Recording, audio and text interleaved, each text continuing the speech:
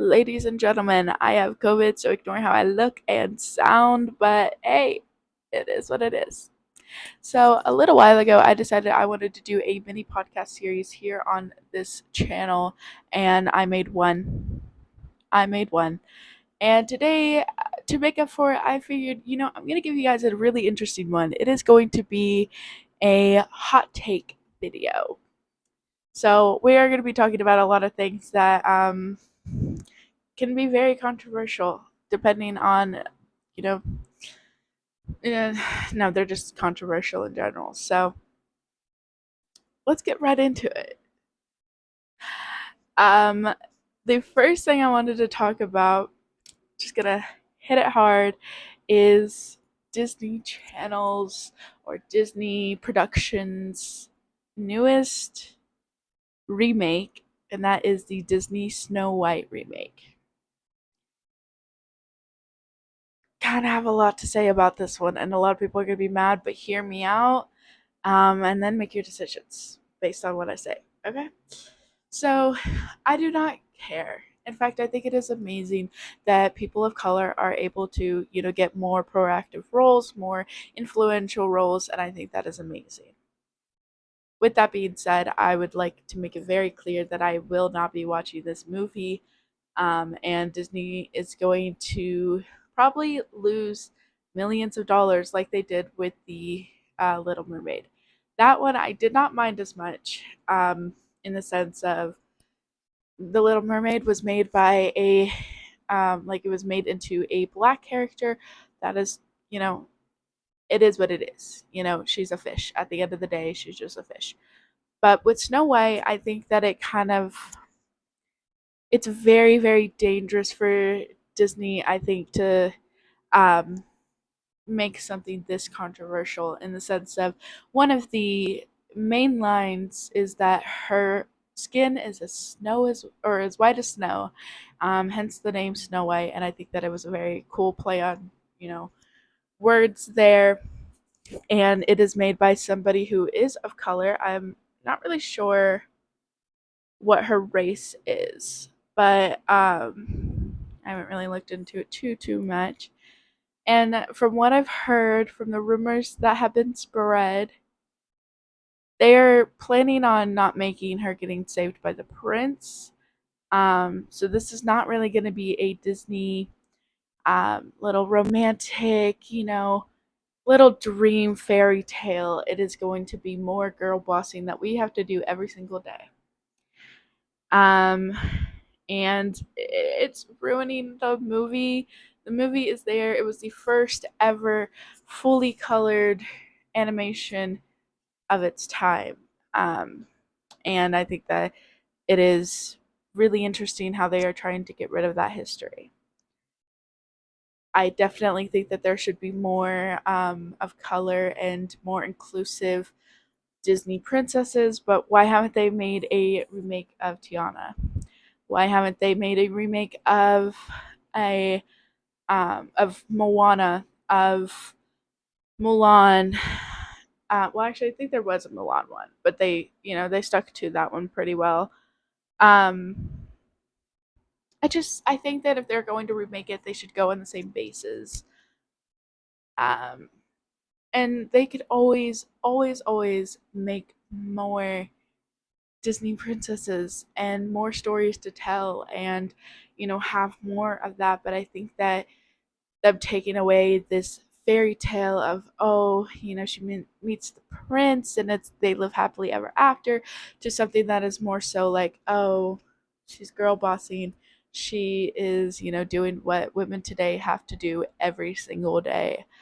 um it's not really an escape from reality if it just kind of plays off of it. um so that is my first hot take. Going on to that, I definitely do not think that people should be judged if they are wanting to be a traditional homemaker wife. And I also think the same for the opposite. I do not think people should be judged for wanting to be the CEO and wanting to, be the girl boss upon girl boss. You know what I mean? I feel like everybody should have that choice. And I think that that is originally kind of why we fought so hard to be in the workforce. It's because there are women who wanted and to show that they can do more. But of course, there are all the other women that, of course, do not want to be in the workforce. But now, with our economy being in the state that it is, worse than the Great Depression, um, it is definitely quite interesting. Um, we don't really have that choice anymore. I think we were originally fighting for choices, and now it's back to us only having one way. And it is really hard, very uncommon for people to get to have that stay at home mom dream if that is what their dream is. I just think that traditional wives, if that's what they want to do, they should be able to do it. The next hot take that I have, this one, I do not think that if you, hmm, this one is going to get a lot of people really upset with me. I am an ally of the LGBTQ plus community. I think that it is wonderful that they are able to, be who they truly are. And I think that that should never be stopped or withheld. I think that they, of course, deserve all the same rights and privileges that we have. My cat is currently going crazy. But anyway, um, but I do not think that children under the age of, let's say, 18, anyone who is 17 or younger should not be able to, unless they're emancipated or whatever, I do not think that they should be able to fully medically transition. Socially, I think it would be fine from like 14, um, but really no younger than that for their safety alone, because there's a lot of people that would want to harm them if they were um, socially transitioned even before that. I mean, of course, they're always going to be at risk. But I just generally think that no one should be messing with their hormones until they are able to make conscious, well thought out decisions on that. And I know that when I was 8 years old, I was not making, life choices, and I shouldn't have been expected to be making life choices. And um, there's a reason why, like, even getting tattoos, you're not supposed to do that until you're 18, because it changes your body forever. And I think that it definitely should be treated the same when it comes, even more so when it comes to hormones and medically transitioning.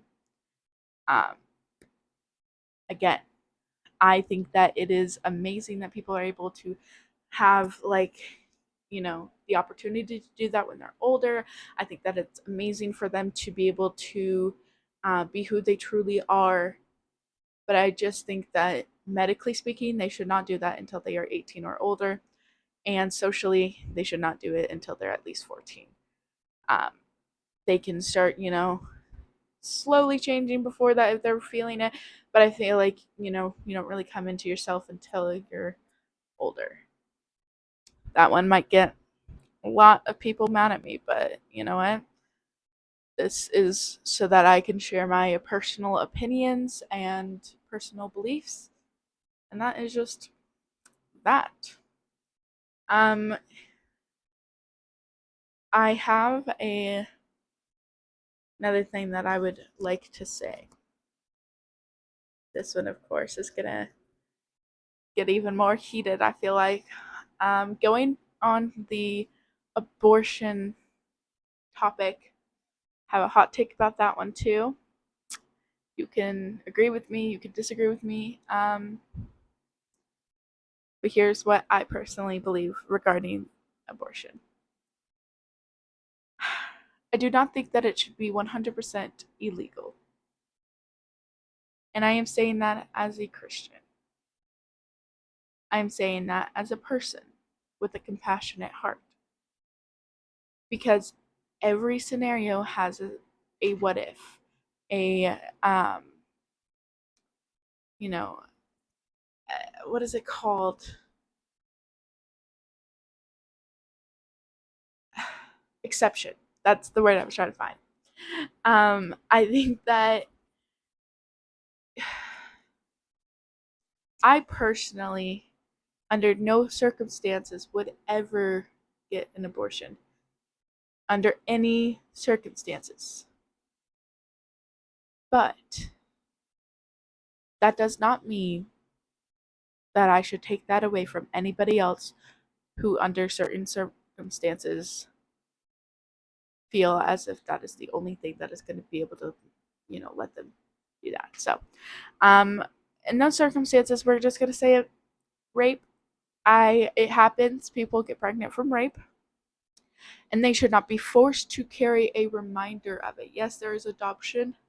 Yes, there is, I feel like personally for me, I would rather go the adoption route. But again, that is personally for me. And I think that it would just depend on the person. I do not think that abortion should be used just because somebody didn't keep their legs closed or just because somebody, you know, I I've heard so many stories, and you can even like look it up if you would like to, that people would literally have multiple abortions just because they never bought the plan B. They never used condoms. They never were on birth control. They never got, vasectomies or hysterectomies or anything like that. And I just simply think uh, that is wrong, morally speaking. I, but again, so I am pro choice to an extent.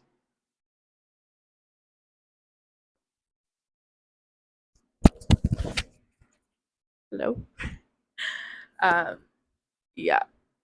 Oh man, I'm just begging to be canceled. With my last video I posted on my main channel, I filmed today and edited today, so that was fun. But and plus this one, I just, you know, oh, there's my cat. Anyway, another hot take that I have is I don't think you should ever put your dog down. Eh, ever is such a strong word. I personally would never do it. Um, we've had aggressive dogs from, you know, they've had hard lives before we got them. Um, and, they've been aggressive and we've worked through it, but they still have like little outbursts. But at the same time, I just personally would never put a dog down or animal in general. Um, and a lot of people are like, but what if they are in severe misery, pain, I just think that I would let them naturally pass rather than um, going and saying, hey, this is your last day. I'm choosing this. Because I don't feel like playing God. So, yeah. But that's just me. Anyway, moving on. Okay, the last one. I do not care if you are Republican, conservative, Democrat, liberal, somewhere in between. I do not care. If you are a morally good person, we're cool. I have friends and family on both sides. I would rather listen and have a full mature conversation about it than just say, "Hey, I don't like you because you're this." Just because you're Republican, I can't speak to you, or just because you're Democrat, I can't speak to you. I guess that's part of the reason why I got stressed sideliner on my video.